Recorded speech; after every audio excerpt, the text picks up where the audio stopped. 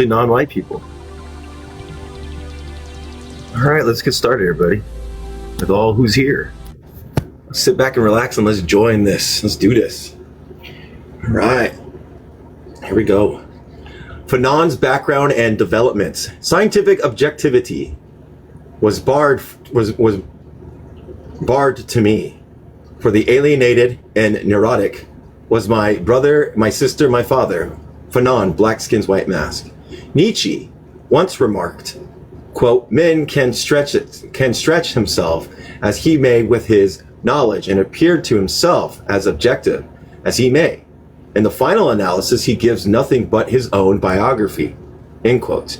It would, of course, be absurd to label all Fanon's work only as a disguised personal confession, but it would be equally foolish to assume that his thoughts had emerged out of a personal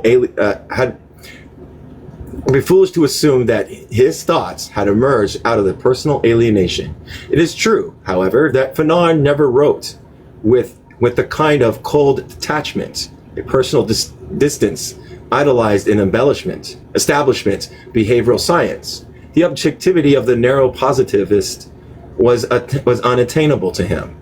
What is more, he himself made no claim to it, for in a very personal way, Fanon was inextricably bound to the social dialect he studied and sought to transform. This chapter first focuses on Fanon's childhood, personality, and family dynamics. These three aspects are, of course, essential to understanding the man and the forces that condition his development, because social relations socialize you to be in a certain thing, because extensive interviews with Fanon's relatives, relatives and friends conducted by this author during the spring of 1982 provide new and corrective data. The chapter then moves beyond the discussion of his childhood and family by relating Fanon's personal development to the evolution of his thought. Childhood and family.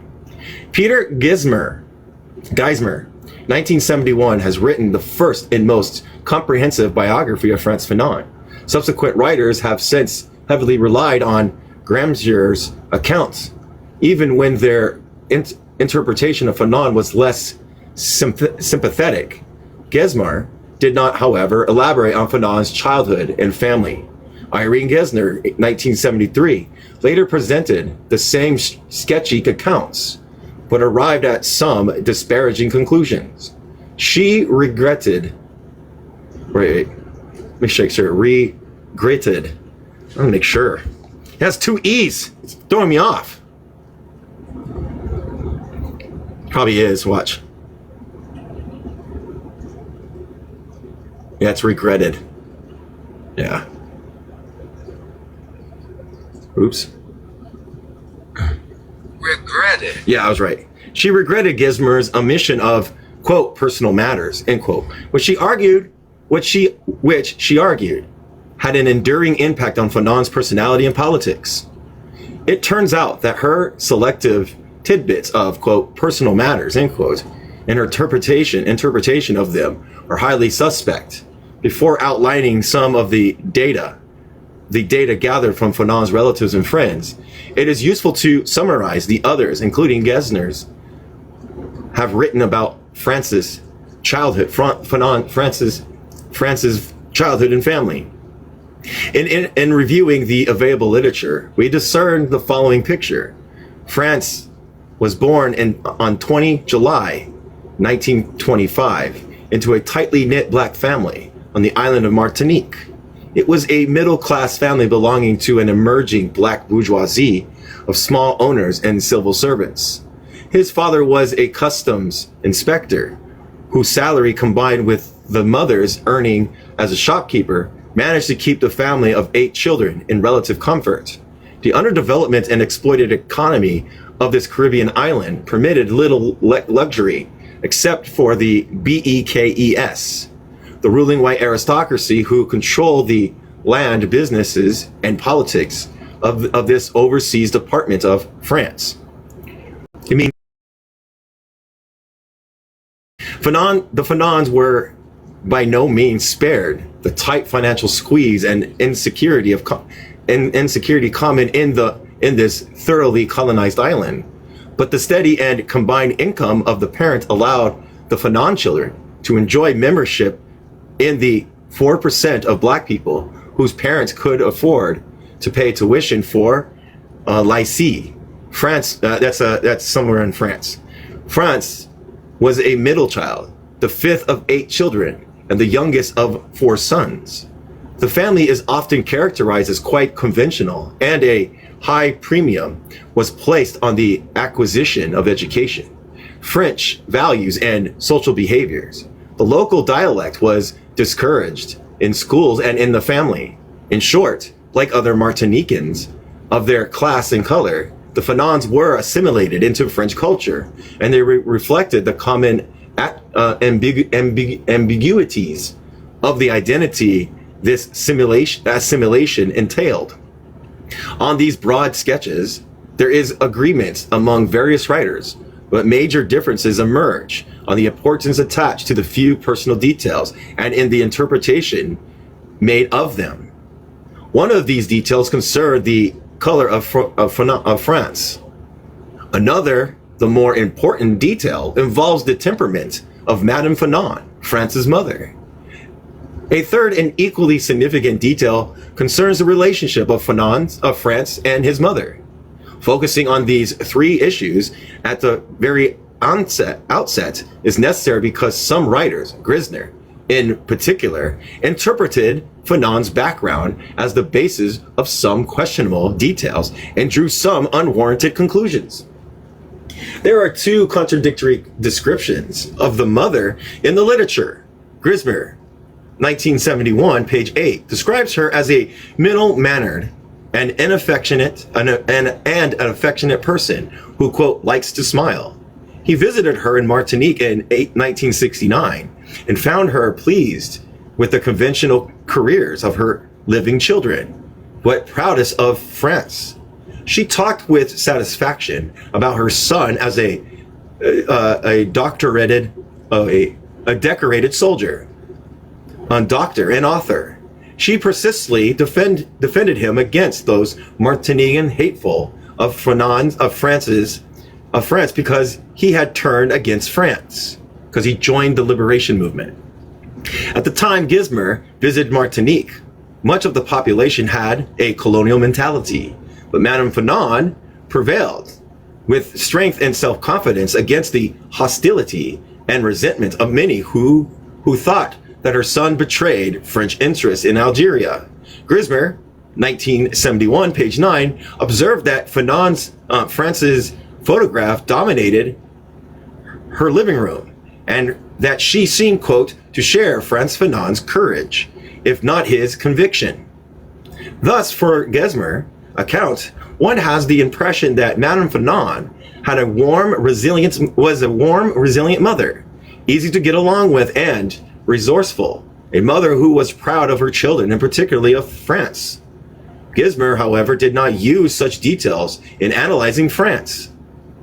In contrast, Gesner, 1973, page 11, characterized the mother as a domineering person of rather difficult temperament and not affectionate. She wrote that the mother favored her daughters over her sons, and what is more, that she favored France least because he was the, quote, darkest, because of colorism, of the family. Gesner, 1973, and page 11, added that Madame Fanon had already a surfeit of boys. When France was born, and to make matters worse, the young France was a junior troublemaker, quote unquote.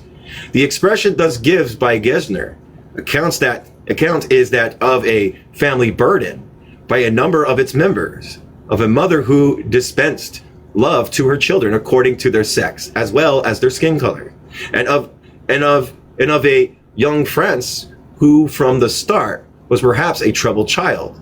Such a characterization of the Fanon family and the young France no doubt poses important questions from the psychological point of view, particularly since the mother-children relation has a critically formative influence on personality development, having thus set the stage for a tantalizing psychoanalytic. I gotta look up this word. It's a big word, everybody. Hey, everybody. So hopefully it'll let me say it. We'll find out. If someone could put it in the chat, if they have it on them, so people can say where I'm going to look up. If that's cool, if that's okay. Please, please. Oh, it won't let me do it. No. Here it goes. Psychoanalytic insight, which is, let's go back, a talking-based approach exploring how unconsciousness drives childhood experiences and represses emotions, shape behavior. And this was psychoanalytic insight. Grisner then proceeded to weave an elaborate interpretation of France's lifetime engrossment with oppression and recognition, quote unquote. According to this interpretation, France's public struggles against racism and colonialism derived and infected his enduring private struggles to resolve maternal rejection. In other words, Fanon's revolutionary commitment was mere a displacement, a defensive maneuver to overcome some childhood traumas, of which the mother alleged rejection loomed the largest. Even if Fanon's family were in ideal circumstances and unaffected by racism or economic constraints, the mother, we are informed, would still remain a significant problematic for Fanon's development, France's development in life. But terrously, oh my gosh, there's another word. Told you, everybody, I'd be looking up a lot of words in this book, a lot of words. And this one's an easy word, but I cannot do it. Tersely, T-E-R-S-E-L-Y.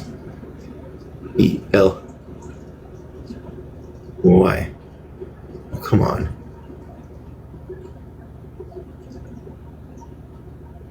Oh my God.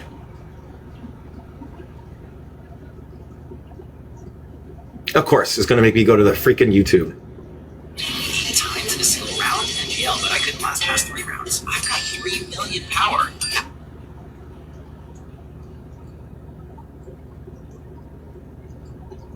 Tersely. Okay, tersely. And it means speaking or writing using very few words in a way that is neat and direct, or blunt to the point of seeming rude. Tersely. And in Grisner's words, 1973, page 11, quote, "In the best of all worlds, Fanon's mother would have been a formidable challenge."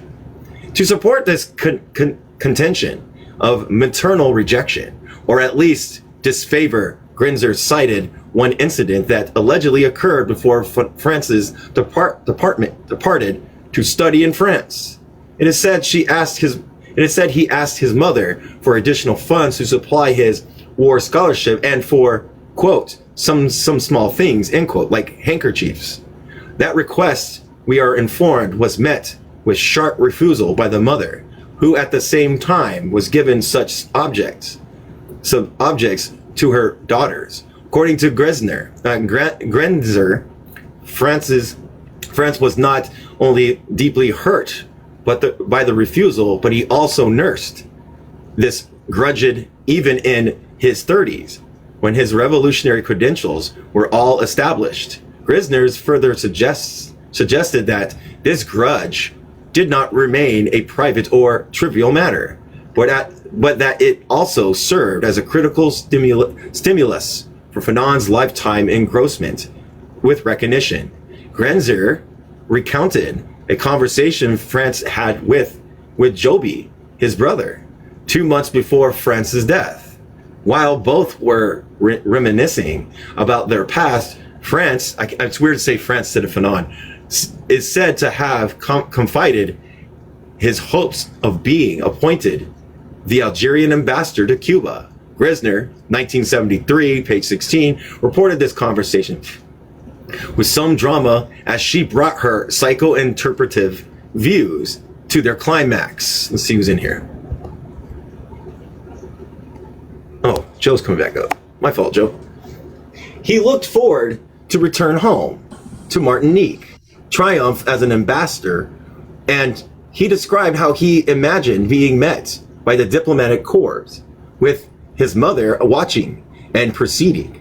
As the story was told, it was clear that it had invoked all the mixed feelings of France, that the image of a triumphant return of this kind could inspire. In some ways, perhaps Fanon thought that it would have evened the score, forcing mother and officials to recognize him as they had failed to do in the past.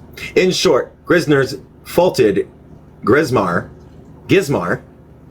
So this is Gedzer, I think this is, I don't know, and faulted Gizmar for his omission of, quote, personal matters, end quote, and provided little more than tidbits to enhance our understanding of Fanon.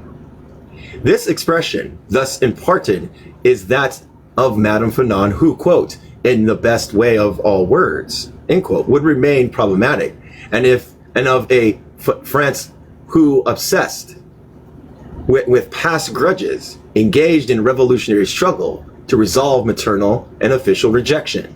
The remarkable thing in all this is that Gizner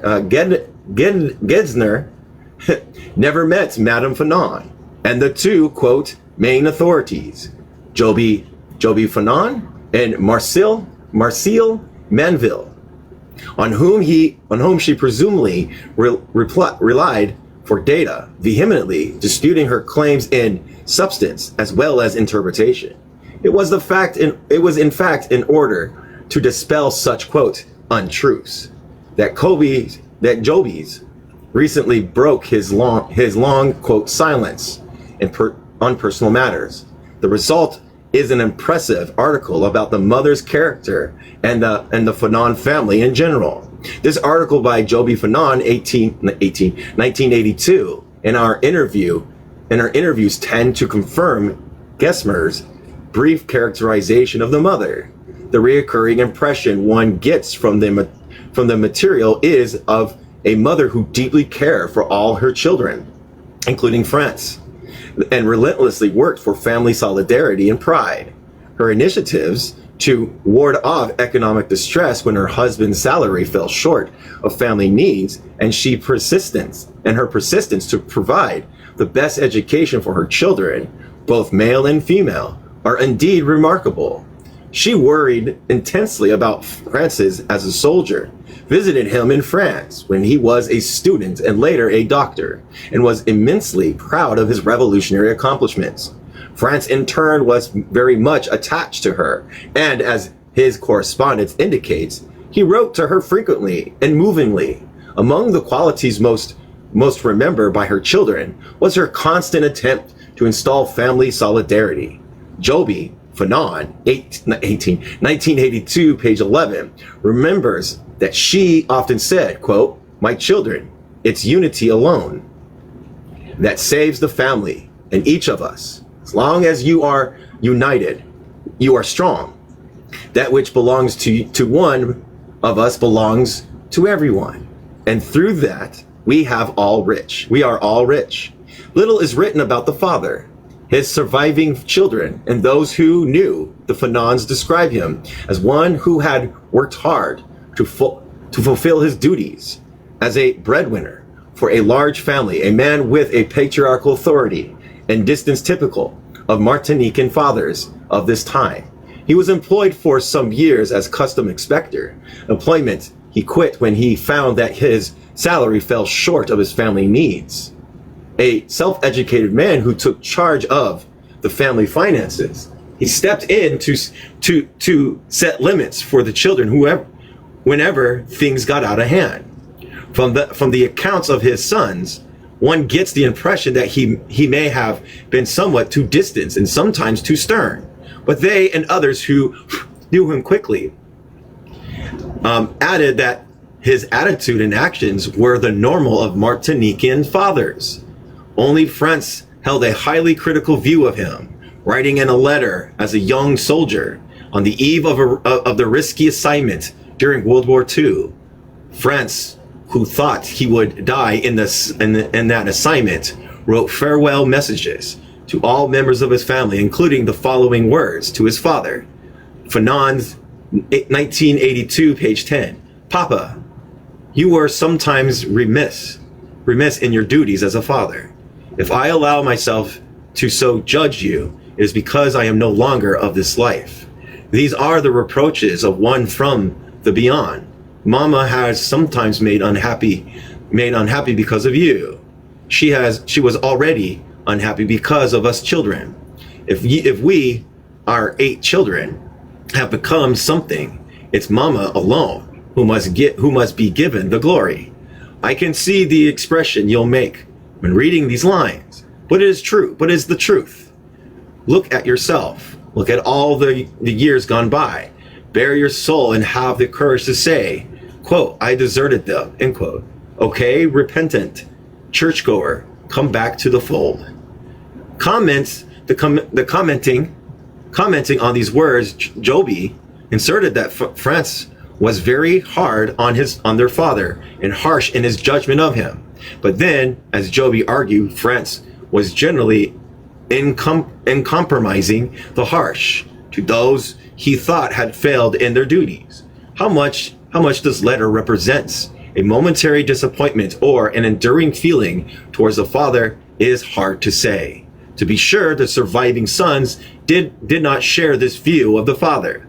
They did, however, admit that, consistent with the matrifocal focus on Martinique, their mother was the real boss in the matters of immediate concern to the children and the home.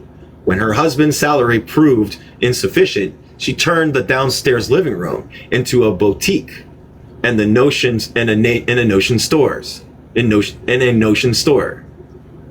An anecdote that one of her granddaughters told me suggests that the question of paternal distance was the matter of concern to Madame Fanon, and that the two parents endeavored to resolve it amicably and with some humor. One day, Madame Fanon posted an announcement she knew her husband along would notice. The announcements read something like this, quote, urgent notice. A handsome prize shall go to anyone who sees to apprehend a father with 8 children, end quote. This, as expected and planned, Monsieur Fanon saw the announcement and asked where is the prize, since he had found the father sought. Madame Fanon responded, quote, you got the prize already, since there can be no more a handsome prize than the love of 8 children and of their mother, end quote. As for the questions for skin color and its presumed significance, relatives and friends alike asserted that France has by no means the darkest child in the Fanon family. Sorry, everybody. They asserted not so much that light skin is better, but rather that others had made too much out of this false claim. His 2 brothers, Felix and Joby, vehemently stated that France was neither the darkest nor rejected by mother. Marcel Manville, who knew the Fanons well and became a lifetime friend of France, pointed out that France was actually not darker than, for instance, his brother. Remember, they deal with colorism with inside, but that is a condition that arises from racism and the racial disparities. Because the darker you are, the blacker you are, the less that you are part of the civilized world, supposedly, through a racial hierarchy. His brother Willie and his sister Gabrielle, who incidentally had left to study in France in the same years as France did. These individuals added that any complex Fanon may have had deprived primarily from exposure to racism in the French army and as a student in France. In short, all of them implicate the prevailing social structures and cultures, not the attitude and temperament of Madame Fanon. As for Franz's character, the impression given by those who knew him as a child and as an adult is that of a person with unusual courage and strong will, relentless in play and work, given to practical jokes, but serious in purpose, and born leader who earlier in his life took up the theme of freedom and self-sacrifice for others. The stature and ideals of the man who amply demonstrated by how he committed himself to the liberation of France from the German occupation when he was barely 17 years old, and how he relentlessly worked for the liberation of Algerians from French colonialism, when he could have enjoyed the comforts of life as an accomplished physician. In a word, France not only loved life, but he also lived and died for the social justice. His oldest brother, Felix, describes him as one who believed that, quote, life did not deserve to be lived unless one jumped into it and took it by the horns, end quote. We know very little about Francis, partly because of Joby's emphasized Franz hated to talk about himself. Quote, those who write their memories, he often told his brother, are finished men who have nothing more to say, who have nothing more to do with their lives, end quote. Particularly unavailable is the detailed chronological account of his childhood. There nonetheless exist some anecdotes and indirect information that gives some idea of France's childhood and young adulthood. Among the earliest anecdotes, his oldest brother Felix could recall involved in an incident that occurred when France was only 8 years old. Felix was 14 of age. Had a close friend, a classmate called Klebert, who used to play with him and sometimes stay in the Fanon home. One day, Klebert brought along his father's revolver to show and to impress Felix with. When he arrived at the Fanon home, Madame Fanon informed him that Felix was out on an errand and that he could wait for him upstairs, where little Franz was in his room. Klebert talked to Franz for a while and began to show off his father's revolver and his skill in handling it. He took off the safety, began to clean it, and in the process pulled the trigger. Unaware that the revolver was loaded, Franz was nearly killed in this incident. As it turned out, the bullet tore on Klebert's index finger slightly. Franz kept his head. When Madame Fanon hearing the shot, asked from downstairs what the two boys were doing, Franz calmly told her that it was a toy backfiring.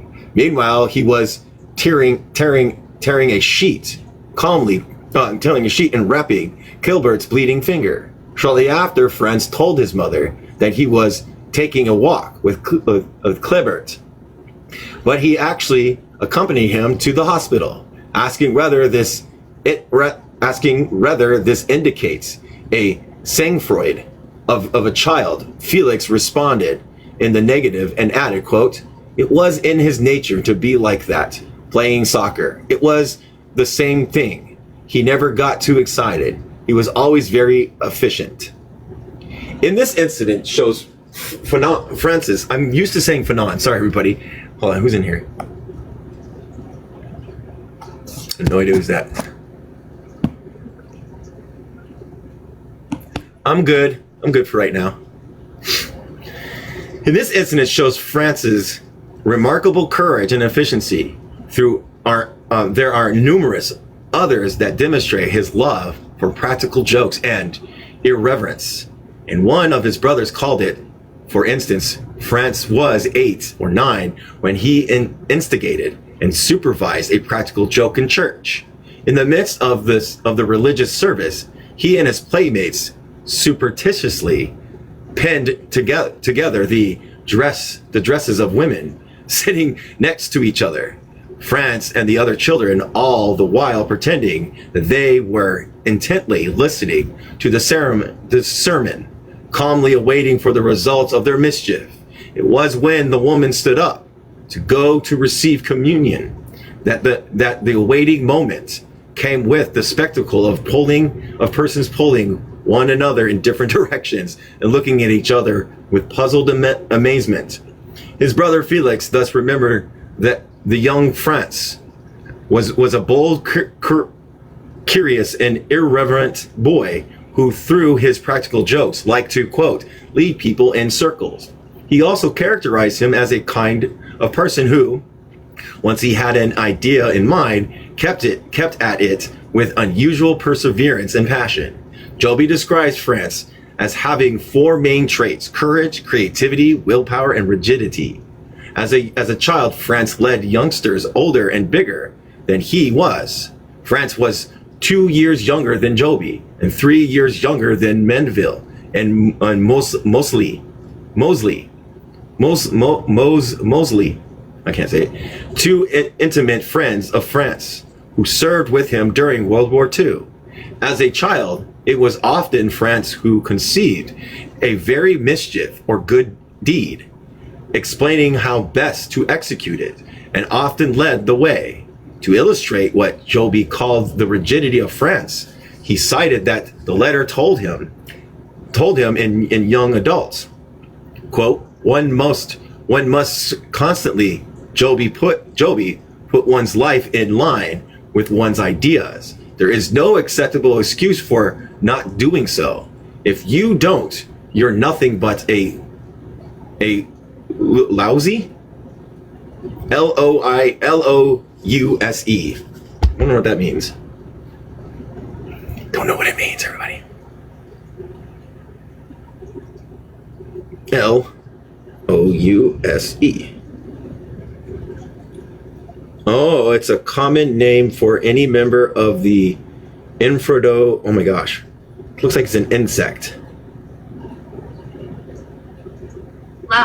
Louse. Okay. In Joby's view, the rigidity of France involves his insistence to match saying and doing. In this respect, at least, what Joby called rigidity may aptly be considered integrity. Aside from such anecdotes, which in any case rest on what is only recalled, we lack a detail called the France's early childhood. More complete and documented accounts are found in his teenage years, beginning when France volunteered to fight to liberate France. France was still in high school when de Gaulle made his broadcast from London, calling for the liberation of France from German occupation. This broadcast, quote, electrified France, who in turn talked about the battle of liberty with ardor and vehemence. The French administration ruled Martinique at the time collaborated with the Germans, and Martinicans were not allowed to volunteer for the Free French Army. France nonetheless tried to escape to Dominica, where the Allied forces were recruiting and training volunteers. Boatmen had to be paid, and there was always a danger of riding overloaded and ramshackle boats on high seas, or of being discovered en route by the collaborationist French Navy, which would have sunk these boats without hesitation. Twice France made serious attempts to go to Dominica and failed both times. In a third attempt, which succeeded, the circumstances and the timing jarred all those who learned of his escape, leaving no doubt about his commitment and determination. His two brothers, Joby and Felix, vividly describe the day the 17-year-old France left the family fold to fight for the liberty of France. France escaped to Dominica, and Felix wedding day. On Felix's wedding day, sorry.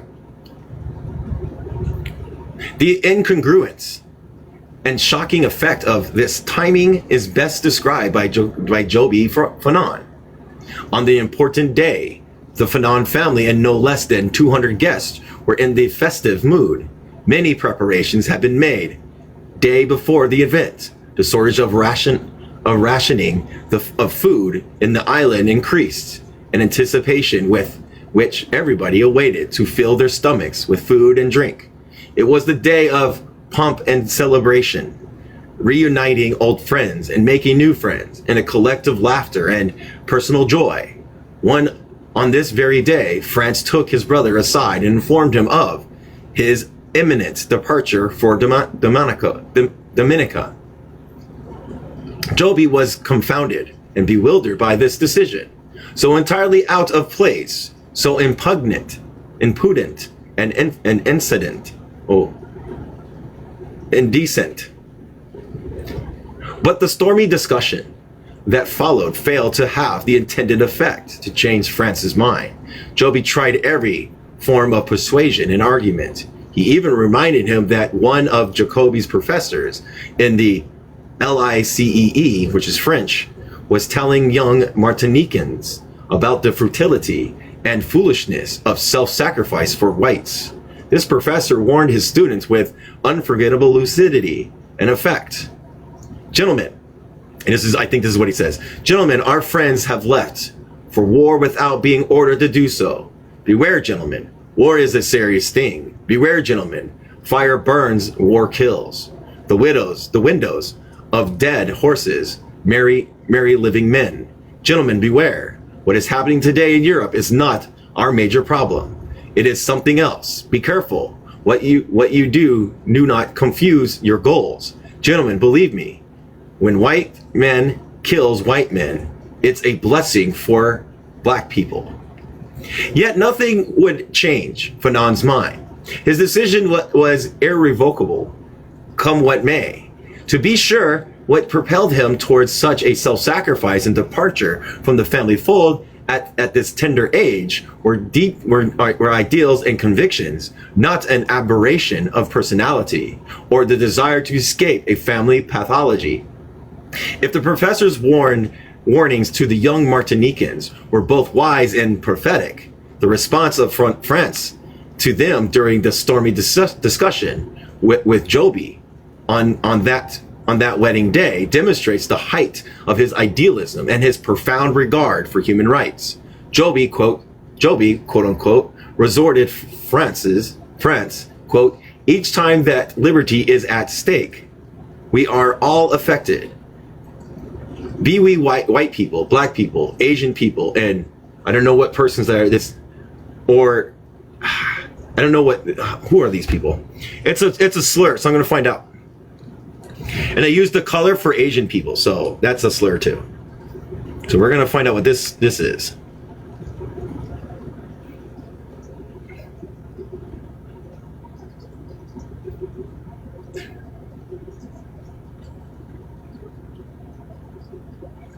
It says in ancient modern Greek is a Greek adjective primarily translated to bad, evil, wicked, denotes something that's morally corrupt.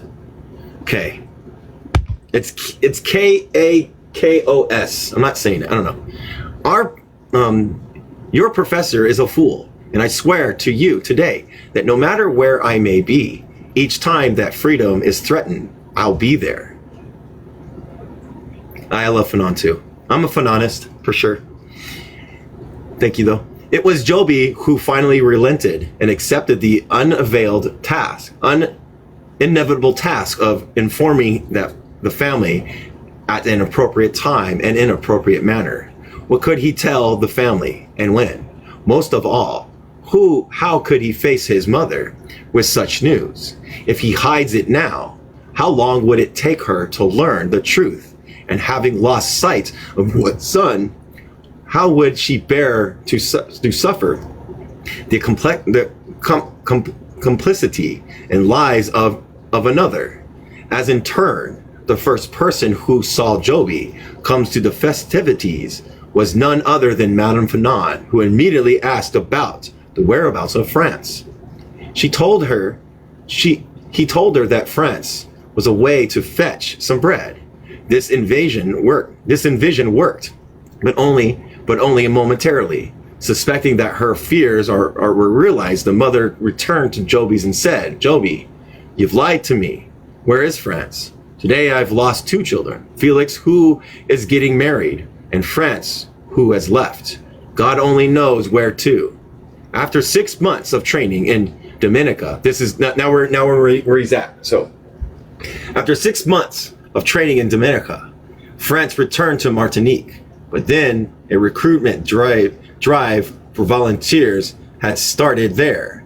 France immediately enlisted, as did his two closest friends, Menville and Mosley.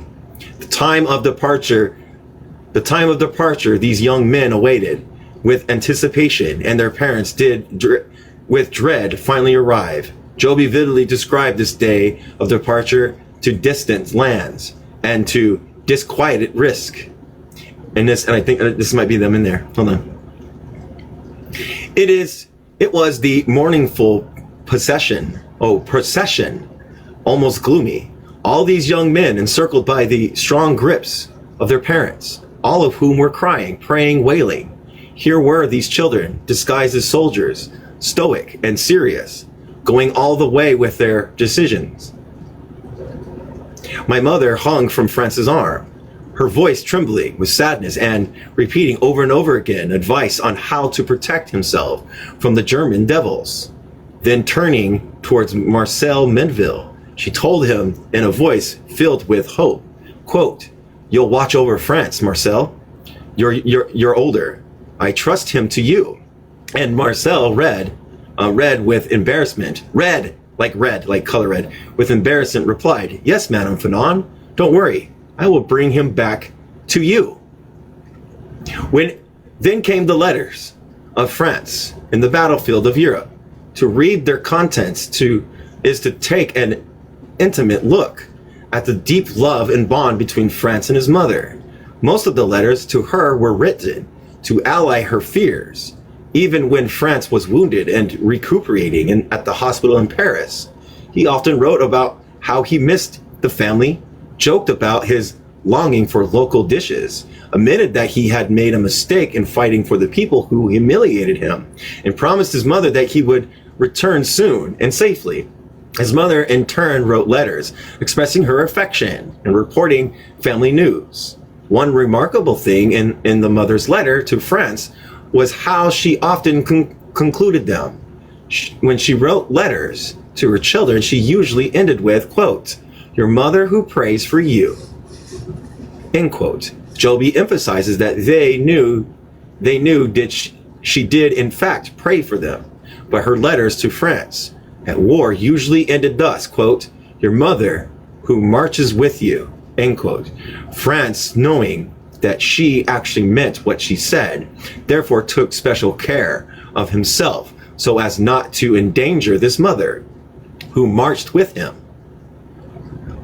Obviously, such indicators of reciprocal bonds, mutual endorsements, and internalization of another contradict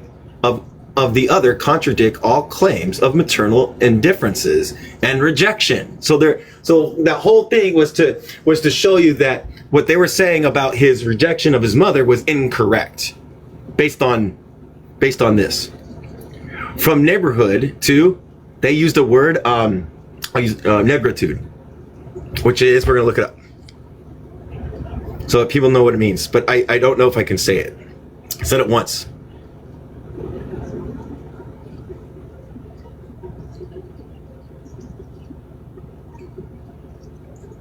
Okay, it means the awareness, celebration, or self-affirmation of Black identity in African culture heritage. That's what that means. I guess I can say it. The simplistic interpretation of Genzer's aside, Genzer, I think it's like, I don't know what language it is, what name. The alienating influences in Martinique society could not be doubted.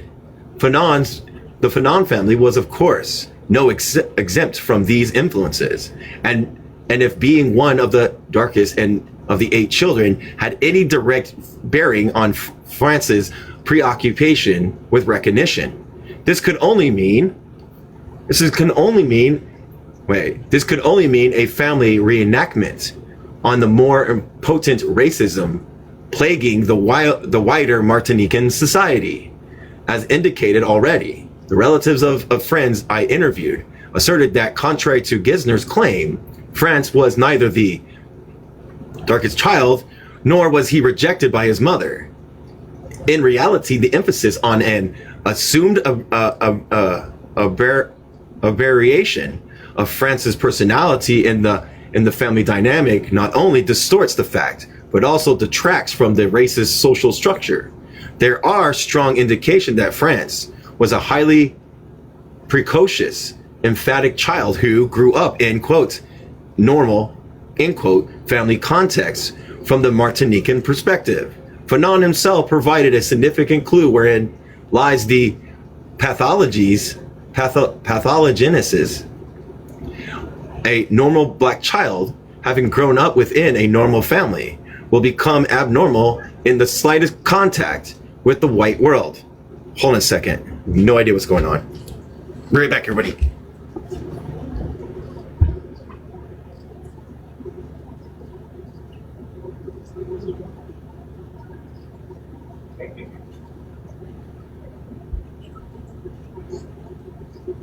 All right, I'm back. Sorry, buddy. Okay. The nature of the Martinican society was, of course, such that contact with the white world was unavoidable. Indeed, because of the Weltanstangos that prevailed, contracts with the white world was intensely desired by most Martinicans. The motive for this is not hard to discern. 3/4 of the island's farms, businesses, and construction companies were owned and controlled by a small white aristocracy. Their numbers was estimated at 1,000 in an island with a population of 300,000. This affluent white aristocracy also had the whole colonial machine on its side. The majority of the population was, in contrast, extremely poor. The black bourgeoisie in which the Fanon family belonged was therefore situated between wealthy, powerful whites, minorities, and a poor, powerless black majority. Concomitant with this colonial social structure was also a hierarchy of values, assigning beauty and virtue according to class and color. At home and in school, through songs and folklore, by means of praise or punishment, and in all aspects of social existence, capitulation to the French culture and identification with whites were invariably incalculated. Jesuit Francis, which is all French, were the first 3 words a black child learned: to read and write, mastery of the French language, and internalization of an European outlook was instilled. As Fanon himself explained, the black schoolboy is the Antilles read about. Our ancestors, the Gauls.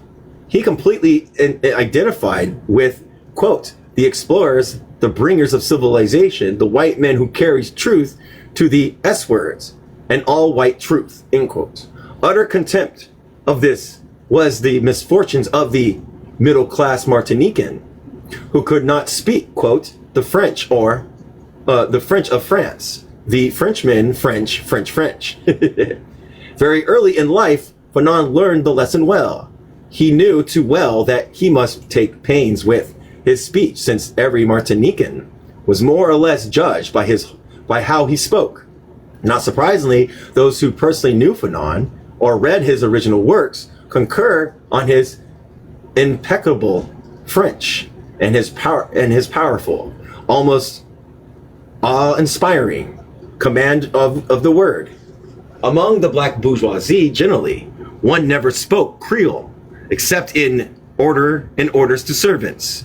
Very much desired was association with those who were lighter, who spoke better French, or who were wealthier. One of these white above a certain level of income, birth in slippage into a world of Creolism, poverty, ignorance, and more melanin were viewed as only different sides of the same curse. The choice of a lover was a particular risk. Venture within this rigid social code. Fanon's discussed this fact with a effective vigor, with his portrayal of personal dilemma. Every time I have made up my mind to analyze certain kinds of behavior, I have been unable to avoid considerations of certain nauseating phenomenons. The number of sayings, proverbs, petty rules of conduct that govern the choice of a lover in the Antilles is astounding. It is always essential to avoid falling back into the pit of inwardhood. And every woman in the Antilles, whether in a casual flirtation or in a serious affair, is determined to select the least black of the men. Interesting. Even with even greater intensities, the Antillean had to go to certain extremes to obliterate vestige of African descent. For the African was believed to be the S-word and cannibal and primordial evil, which the Antilleans avoid like the plague. The Antillean considered himself a European, a soul of complexion. He thought of himself as a rehabilitated black man, almost a different species than assimilated African, quote, natives. Fanon explained the psychosocial importance of keeping this distinctions unmistakable.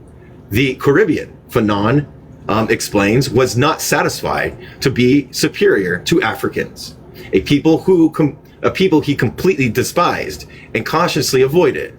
The white man allowed himself some liberties in dealing with the African, since the difference between the two was obvious, and hence there was no need to be no need for a reminder.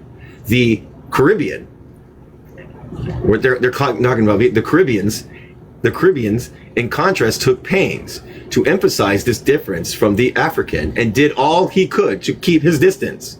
If and when the Caribbean person was mistaken for an African, he suffered this with much indignation and considered it an event of catastrophic proportions. If the African was generally an object of the Caribbean contempt, the Senegalese soldiers was even more despised and dreaded. Fanon was 13 years old when he first saw a Senegalese soldiers. From stories told by veterans of World War I, he was led to believe that the Senegalese soldiers attacked with his bayonet, punched his way through machine gun fire with his fist, cut off heads and collected human ears. In schools, too, this mathematics teachers used to make France shiver with similar glory stories. Little wonder then that he developed in childhood an uncanny interest of these fighting species of men. France was excited when, for the first time, the occasion had availed himself to take the brief glimpse of those strange beings in flesh. And I think it says, these Senegalese were in transit in Martinique on their way from Guyana. I scoured the streets eagerly for the sight of their uniforms, which had been described to me, red scarfs and belts. My father went to the trouble of collecting 2 of them, whom he brought home and who had the family in raptures. The influence of these earlier years, of course, left deep scars on Fanon's psyche.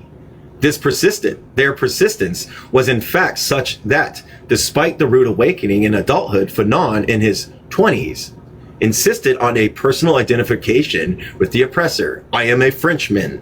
I am interested in French culture, French civilization, and French people. What I have to do with what have to do with a black empire? Even end quote. Even as he fathomed with anguish the essential hypocrisy of the oppressor, the remnants of the alienation and depersonalization long suffered remained. Fanon himself admitted this with characteristic candor. Quote, I am a white man, for unconsciously I distrust what is black in me, what is in the whole of my being.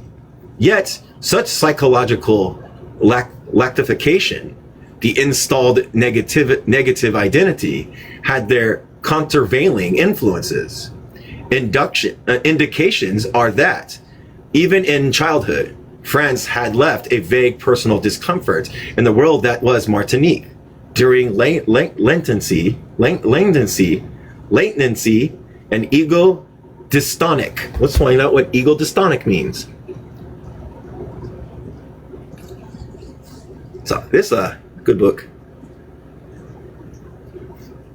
We're going to find out what this means. Ego, I don't even know if I'm saying it.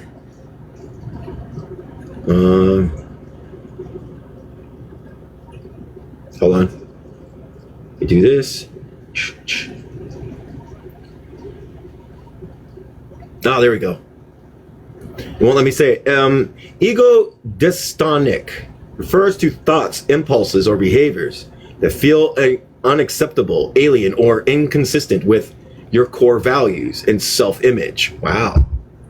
Qualities of a general social milieu, heightened but could not be adequately resolved at this tender age. A conscious awareness of intrinsic alienation had to wait a few years. Then came the unexpected moment when a flash of insight crystallized the rudiment of an organizing principle that was to become a lifetime preoccupation. Fanon was 14 when he understood the meaning of, quote, cultural imposition, end quote. The embarrassing blunder was the occasion of this initial understanding. Fanon, in the presence of an acquaintance. Let me make sure. I have hard times with words, everybody. Acquaintance What? sounds correct. I said acquaintance sounds correct. Or antiquated would be the other word you're trying to say. Yeah, hold on. Q-U-A-I-N-T.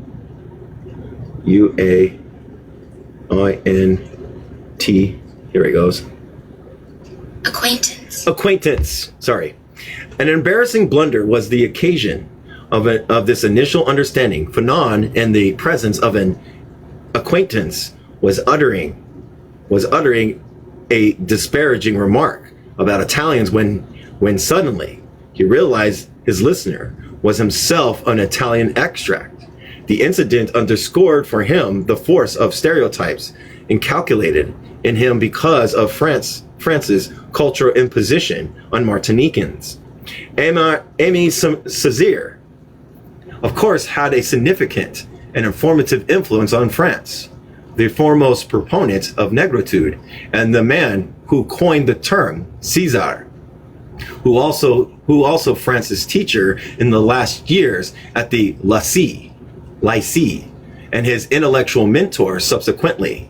César was known for his vigorous attack on Western civilization in general and French culture in particular. He had, with characteristic eloquence, declared that, quote, the nation which colonized, that a civilization which justifies colonization, and therefore force is already a sick civilization, a civilization that is morally diseased. France was only 17 when the first issue of the La Revue on Tronquois, I can't say it, edited and directed by César, appeared in 1942. This periodical of Crucial is raising the consciousness of young Martinicans and instilling a sense of black identity. It was through this periodical and speeches that Césaire offered that Manville called the, quote, ideological food for young Antilleans. With fierce lucidity, César repudiated simulation into the French culture and at the same time asserted his African heritage. He preached the inescapable essence of one's blackness. Quote, paint the trunk white as you will, the root will remain black, end quote. Fanon describes the shock with which César's assertions were received by most Antilleans, and probably by Frantz Fanon himself. What indeed we're doing good. What indeed come be more grotesque than an educated man, a man with a diploma, having a consequent understood a good many things, among others that, quote, it was unfortunate to be a black person, end quote, proclaiming that his skin was beautiful and that the, quote, big black hole, end quote, was a sore of truth. Neither the biracial people nor black people understood this delirium. The biracial person, because they used the N-word, everybody, because they had escaped from the night, black people because they inspired to get away from it. 2 centuries of white truth proved these men to be wrong. We must be mad, for it was unthinkable that he could be right.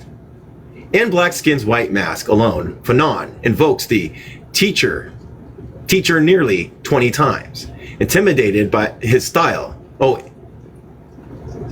Imitated his style and added, quote, I wish that many black intellectuals would turn to him for their inspiration, end quote. Several dramatic developments, both historical and personal, also conditioned Fanon's identification with Césaire. His gradual disillusionment with his identity as a Frenchman. This first was the defeat of France by Germany. Fanon compared this defeat with quote, the murder of the father, end quote. Doubt in the invincibility of the masters subsequently set in, never to diminish. The doubt eventually crystallized into a conviction.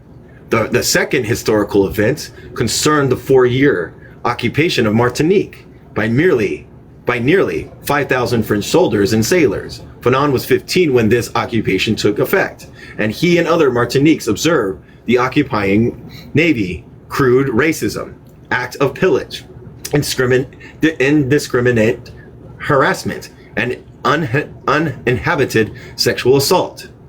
Idolization of the master, at least the modicum of justice attributed to him, gradually eroded. He described it thus, quote, the Caribbean, the person, in the presence of those men who despised him, began to have misgivings as to his values.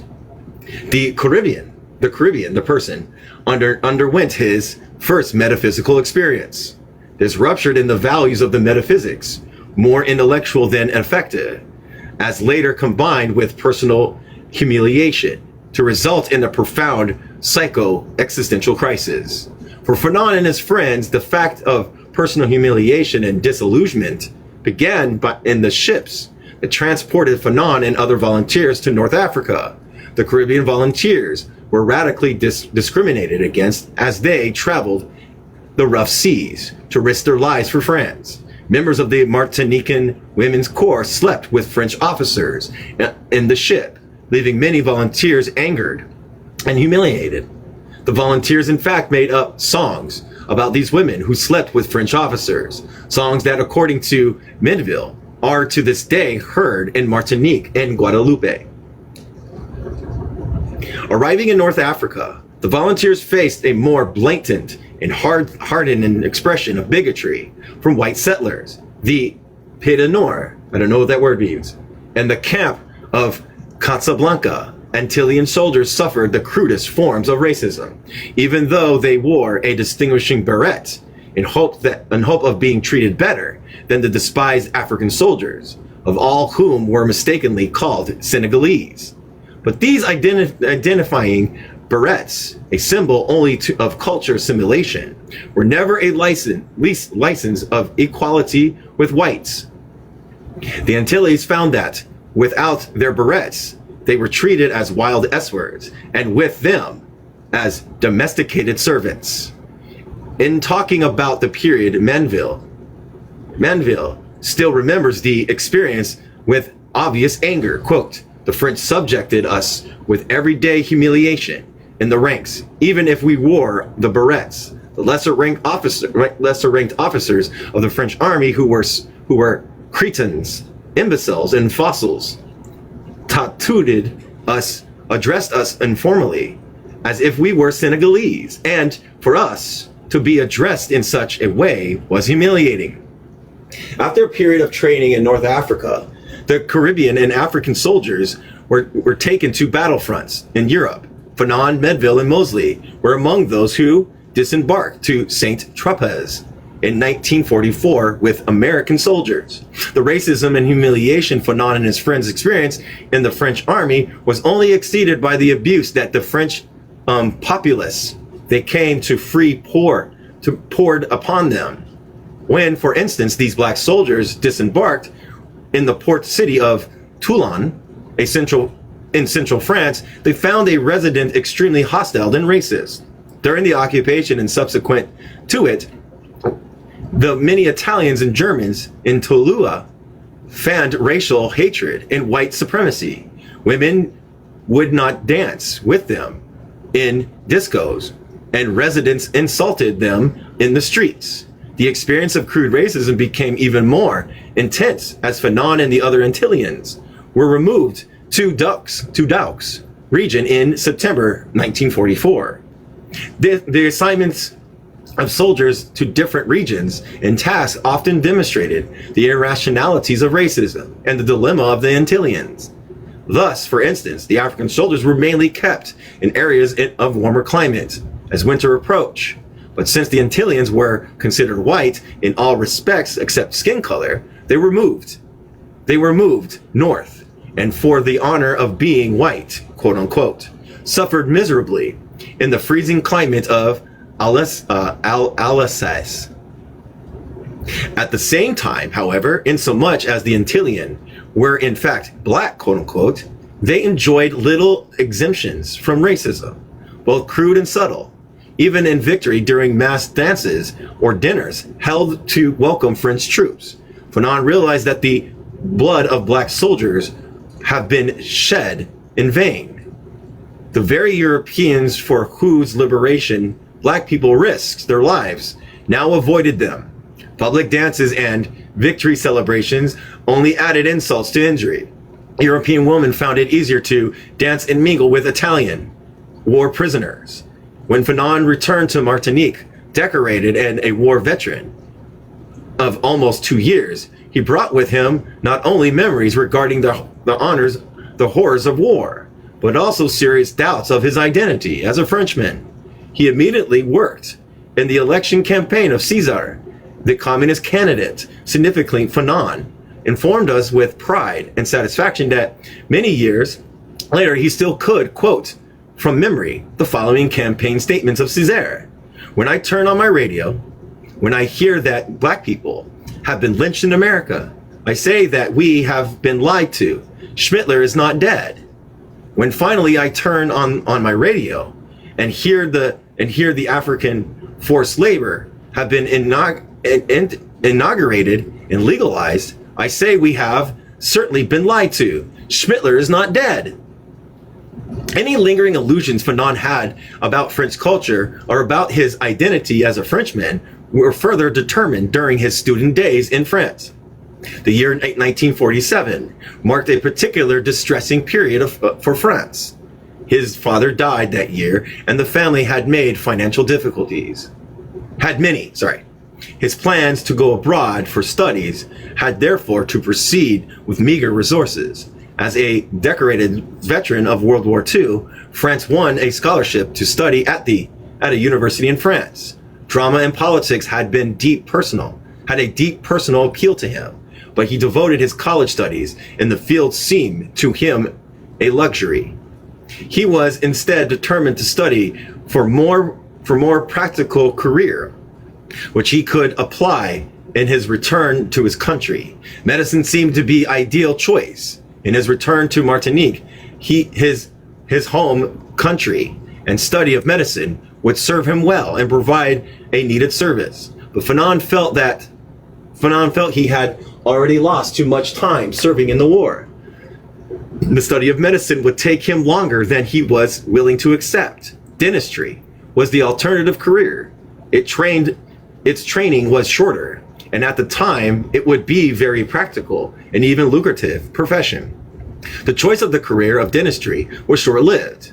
Social and financial rewards alone offered no lasting appeal to a man of Fanon's critical intelligence and uncompromising temperament. Indeed, the very ideal of studying dentistry was somebody else's, not Fanon's. Gesmer informs us that it was Mansoul, a close friend who suggested dentistry, in effect to help resolve Fanon's agonizing indecision and uncertainty. Fanon was initially convinced, but dentistry soon failed to strike him the kind of emotion renaissance and enduring commitment he sought in a career, and he soon quit dentistry in Paris. The intolerable boredom Fanon experienced at the School of Dentistry and the equally intolerable alienation he found among black people in Paris are cited as an immediate participants for his seemingly sudden action. In fact, Fanon is said to have complained that there were just, quote, too many N-words in Paris, and never in his life had he met, quote, so many unintelligent people as he did in the School of Dentistry. Fanon left Paris in Lyons in order to take the 1-year preparatory training in the natural sciences. Soon after completing this training, Fanon enrolled in medical school at the University of Lyons. Lyons then was a center of radicalism, a social unrest. Gizmer informed us that on the very month Fanon arrived in Lyons, there were strikes by the coal miners, the chemical workers and electrical workers, and the beet sugar growers, trained engineers, Pygots, Simica, Citron workers, construction workers, concierges, and metro conductors. Fanon did not remain unaffected by this charged political climate, nor did he stand aloof of the political activism prevalent among the students. He immediately became involved in political debates, left-wing meetings, and worker strikes, effective activities he was to continue throughout his student years. It was also during these early years that he experienced a psycho-existential crisis, threatening not only his medical studies, but also his sanity. Nowhere in the anguish of those years better reflect than in his first book, Black Skin's White Mask. His daily encounter of racism in France had exacerbated in an inner debate. Conflict over identity subsequently precipitated this crisis. Precipitated this crisis. Racism sealed him into, quote, crushing objecthood. His blackness tormented him. And here's what he said. Look, a black person. They used the N-word, okay? It was external stimulus that flicked over me as I passed by. I made a tight smile. Look, a black person. They used the N-word again. It was true. It amused me. Look, a black person. The circle was drawing a bit tighter. I made no secret of my amusement. Mama, see the black person? They used the N-word. I'm frightened. I made my mind to laugh, myself to tears, when my laughter had become impossible. Assailed by such frightened stares, bombarded by racial slurs, and cognizance of a disparaging history, others had elaborate about his race. Fanon, 1967, page 111, experienced a kind of intense depersonalization that is now reminiscent of Du Bois' inaudibility, Elson's invisibility, and Baldwin's namelessness. It was not only a problem of stares and slurs. There also existed a set of rationalization and logic that were painfully too elusive. Quote, when people like me tell me it is in spite of my color, when they dislike me, they point out that it is not because of my color. Either way, I am looked into an infernal circle. Meanwhile, new publications by black poets and writers were fast appearing. Much of it had negritude as a dominant theme. In 1947, the year Fanon arrived as a student of France, the first issue of Présence Africaine, which is all in French, was published. The earlier teachings of Césaire, his personal encounter with racism, and the influences of negritude poets steered steered Fanon back towards black consciousness and an associated repudiation of assimilation into white society. More personally intense than before, the lessons that the trunk may be painted white, but the roots will remain black struck a responsive chord. The encounter with the oppressor in his own land led to a rude awakening previously defended against the postponed. Quote, subjectively, intellectually, the Antillean conducts himself like a white man, but he is a black person. That he will learn once he goes to Europe. And when he hears black people mentioned, he will recognize that the word includes himself as well as the Senegalese. They use the N-word when I said black people. They use the N-word that means black. Thus, as a means of defense against the daily onslaught of racism, Fanon conveniently, but with ambivalence, adopted negritude. The chapter, quote, the fact of blackness in Blackskin's white mask is not only a phenomenological description of a psycho-existential crisis, it also portrays Fanon's temporary intoxication with the reactive maneuvers of negritude. I rummage frantically through all the antiquity of a black man. What I found took away my breath. The white man was wrong. I was not primitive, not even half man. I belonged to a race that had already been working in gold and silver 2,000 years ago. I put the white man back into his place, growing bolder. I jostled him and told him point blank, quote, get used to me. I am not getting used to anyone. I shout my laughter to the stars. The white man I could see was resentful.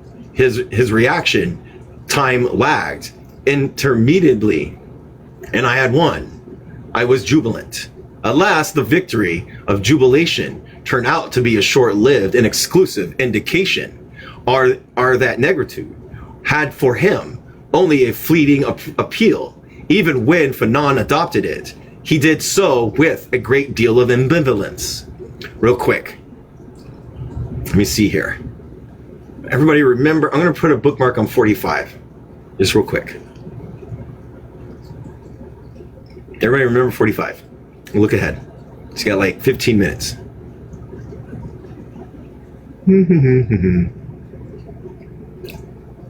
Okay, I'm going to read the whole thing. Okay, we're good. 45.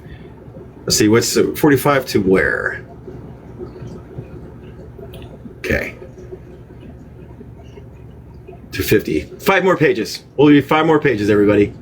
5 more pages. Hope everybody's enjoying the book so far. Forming negritude to revolutionary praxis, Fanon's temporary adoption of negritude was at least last refuge coincided with the publication of an anthology edited in 1948 by Leopold Senghor. The book was a significant landmark in the history of negritude. Jean-Pierre Sartre wrote its preface, which was markedly sympathetic to the movement, but the preface also contained a devastating evaluation. Thus, negritude, Sartre wrote, is the root of its own destruction. It is a transition and not a conclusion. It means and not an ultimate end. The suggestion that negritude was merely relative, for that matter only, quote, a minor term of the dialectical process, struck a final and tormenting blow. The conclusion of Sartre had Fanon omitted, robbed him of, quote, a last chance to find a secure anchorage. Thus my unreason was encountered with reason, my reason with, quote, real reason. Every hand was a losing hand for me. I analyzed my heredity. I made a complete audit of my alignment. I wanted to be typically black. It was no longer possible. I wanted to be white. That was a joke. And when I tried on the level of ideas and intellectual activities to reclaim my negritude, I was snatched away from me. It was snatched away from me. Proof was presented that my effort was only a term in the dialectic. Fanon was of course angrily resisted. He even tried to retaliate. And in the end, however, Fanon conceded his unreflected position. His latent ambivalence soon crystallized into a definite rejection of negritude. This in turn set the stage for the more decisive swing towards radicalization. Fanon was parted ways with a proponent of negritude, including Césaire. The final break with Césaire came in 1958, when the latter supported the campaign for total integration with France. Instead of committing himself to the independence of Martinique, the decision of Césaire underscored that negritude and reactive and radical polemic was a necessary but not sufficient condition for the liberation of alienated black people. Fundamentally, it presented neither a total departure from the white world to denounce, nor a program of transformative action, objectively transforming oppressive conditions. That Fanon took Sartre's conclusion so seriously, it's hardly surprising. Fanon had a deep respect and admiration for Sartre ever since he had read his works at the Lycée. It was in fact the joint influences of Sartre and Césaire that had for a while stirred the young Fanon towards a career in drama. Fanon and Sartre later became close friends, and her force of circumstances, Simon de Beauvoir, 1977, described the encounter of Fanon and Sartre in Rome. Fanon was by then a relentless, I can't say this damn word. I'm going to look up this word here, buddy.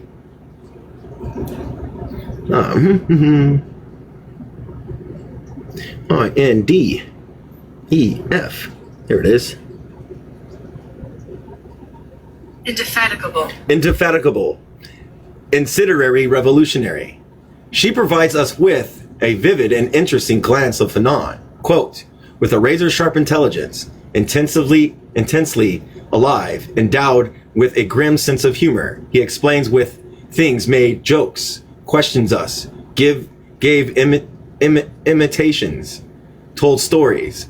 Everything he talked about seemed alive again before my eyes.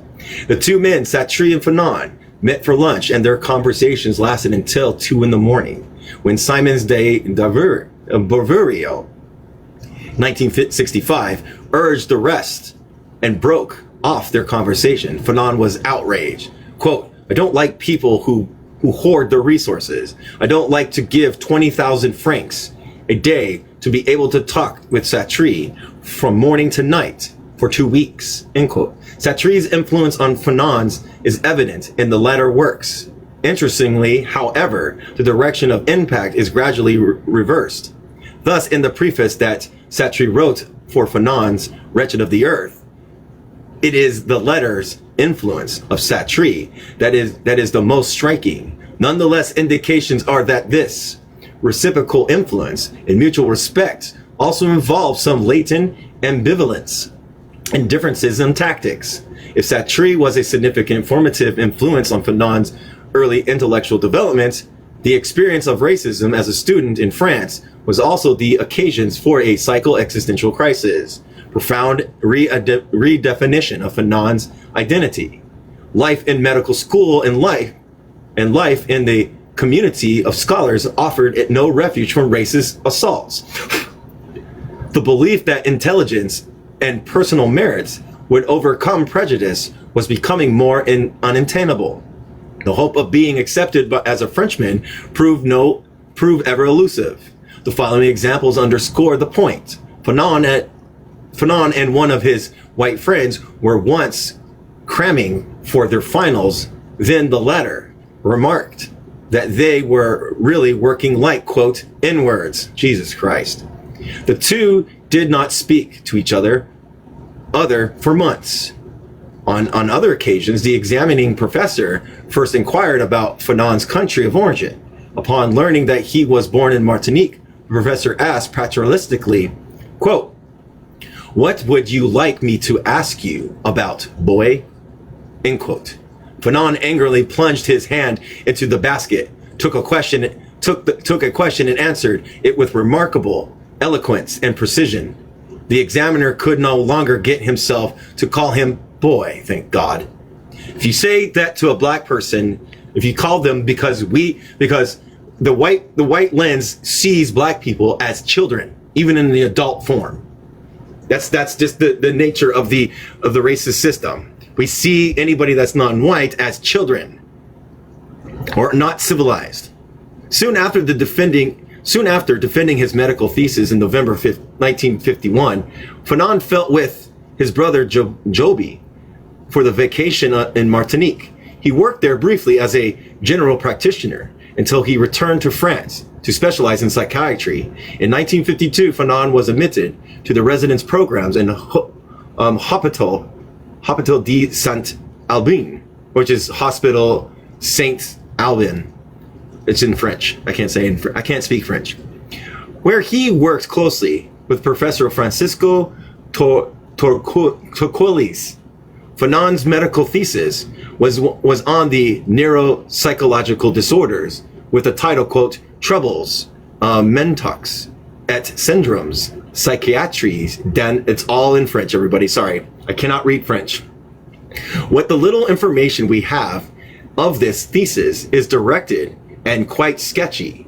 Gismer found it to be, quote, the most boring piece of writing Fanon ever produced. However, it is worth noting that Gismer found little else interesting in significance in Fanon's thesis than to point out the quotation from Nietzsche's "Thus spoke Zarathustra," I can't say that, which Fanon used in order to stress the humanistic orientation of his study.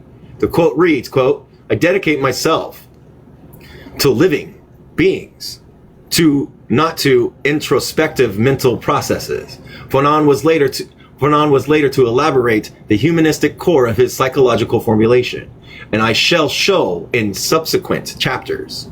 It was in the spring of 1953 that Fanon sat for La Médicat de Hospital, I can't say it, psychiatric. This was the intense, grueling series of examination that included written and oral tests on such areas of pathology, neurology, and forensic medicine. Fanon successfully completed all his examinations by 13th July. It was then that he wrote to Senghor to inquire about a possibility to work in Senegal.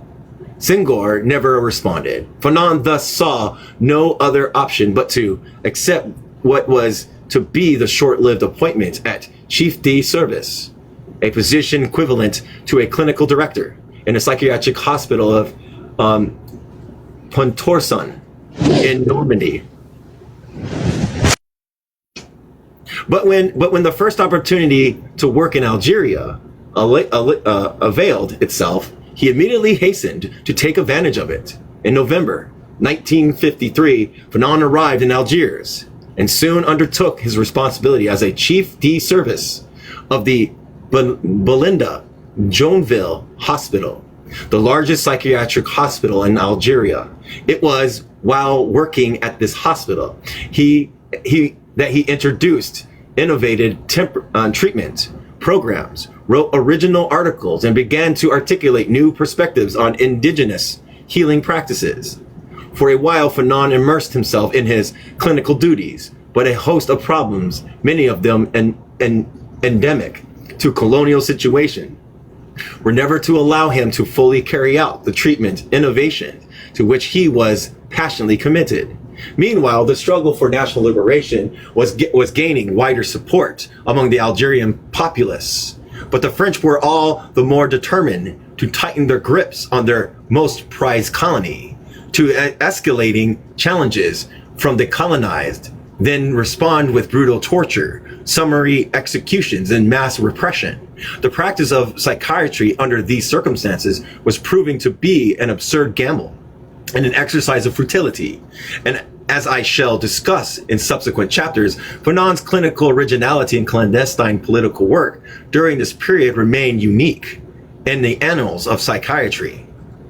In the summer of 1956, Fanon resigned. He was by then secretly working for the Front de Liberation Nationale, FLN, a well-known Algerian liberation movement that successfully waged along a bitter war against French colonialism. In January 1957, Fanon received a letter of expulsion and a warning to leave Algeria within 48 hours. Fanon soon arrived at the FLN headquarters in Tunis to serve in a number of capacity. He became one of the articulate spokesmen for the Algerian Liberation Movement, an editor of its major paper, El Mojahideen, a devoted medical doctor in FLN health centers, and a revolving ambassador obtaining needed support and resources from other African countries. Fanon also lectured at the University of Tunis, introduced significant reforms at the psychiatric hospital of Manabou, and served at the Charles Nicolle Hospital in Tunis. It was while serving at the latter hospital that Fanon, 1967, took a 3-week leave of absence to write his sociological masterpiece, A Dying Colonialism, which is a good book.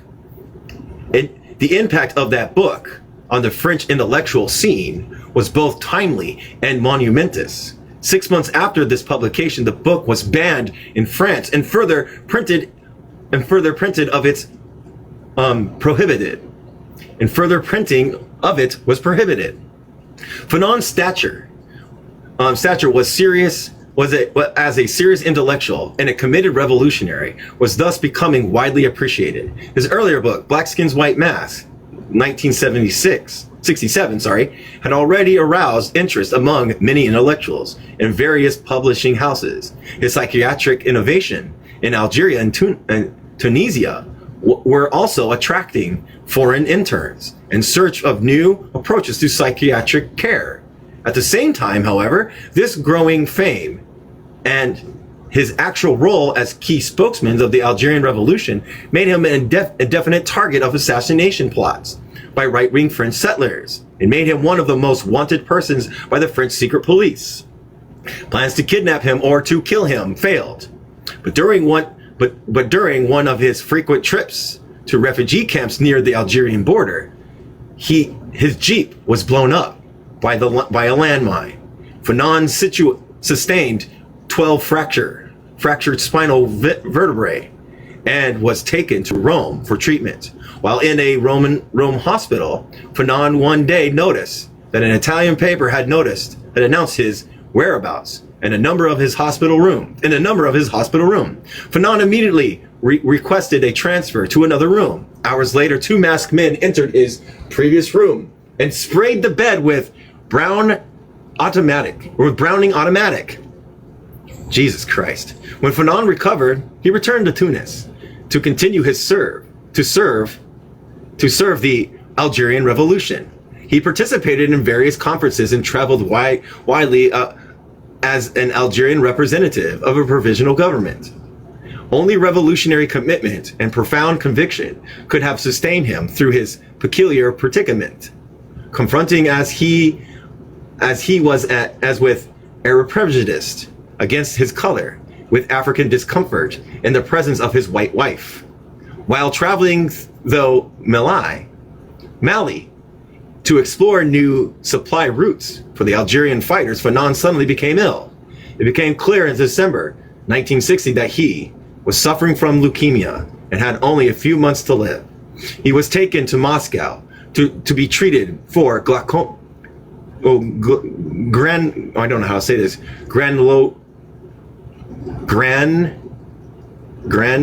my gosh. Someone could put that in the chat so people can see what I'm saying, just in case I'm not able to. If someone's reading along. I don't know if anybody's reading along. I'm not reading along this time. I just figured out how to set up everything with the tablet and the headphones and the phone. I will be reading along next time. Okay.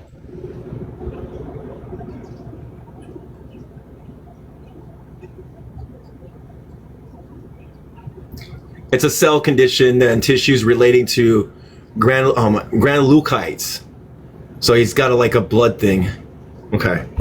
Leukemia, and strongly advised to rest. Fanon instead arranged tours to several psychiatric hospitals in order to observe the psychiatric process made by the most advanced socialist countries. He was, however, quite disappointed by what he found. The straitjackets, barred windows, and barren rooms in these institutions reminded him of Belinda Joinville Hospital. When he had first arrived, his observations convinced him that the genuine rehabilitation of troubled psyches awaited new discoveries. As for his own treatment, Russian doctors informally advised him to travel to the United States, where treatment of leukemia was most advanced. Fanon returned to Tunis, and in 10 weeks completed his last and most controversial book, The Wretched of the Earth. He was by then living on borrowed time. Agitation and relentlessness dominated his mood and behavior. The treacherous disease, leukemia, is characterized by sudden relapses and remission, bleeding from the gums, temporarily loss of vision, atrocious bruises, marked loss of weight. All these combined with a feeling of hopelessness and helplessness resulted from the knowledge that the disease had little possibility of cure. It was then that this Algerian comrades in struggle urged him to seek treatment in the United States. Gizmer reported that the American CIA and the FLN representatives negotiated Fanon's transportation to the United States. Gizmer, in addition, explains the motivation behind the American gestures of help. The Black Door. The Black Door was a nice catch for the intelligence services. Washington would be able to fatten this dossier on the leftist segment of the FLN. Fanon knew a lot about other African liberation movements. His kind of thinking and activities, I got a warning, great, and activities were a threat to the Western interests of the developing world. Okay, we have one more page.